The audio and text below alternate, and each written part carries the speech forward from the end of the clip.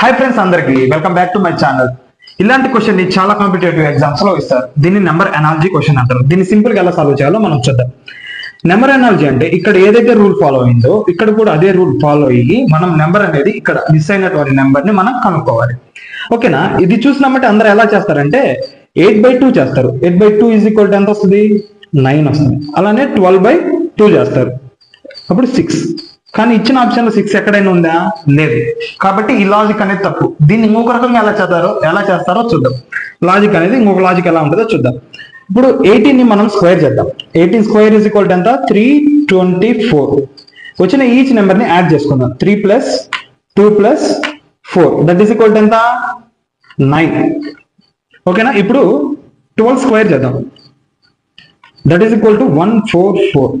అంటే ఏంది? 1 + 4 + 4 that is equal to ఎంత? 9. So our answer is option A, 9. మీకు ఈ వీడియో కనుక అర్థమైనట్టయితే క్వశ్చన్ నెంబర్ 2 కు ఆన్సర్ ఏమొస్తుందో కామెంట్ చేయండి. మీకు ఈ వీడియో నచ్చినట్టయితే మన ఛానల్ని సబ్స్క్రైబ్ చేసుకోండి. ఈ వీడియోని ఖచ్చితంగా లైక్ చేయండి.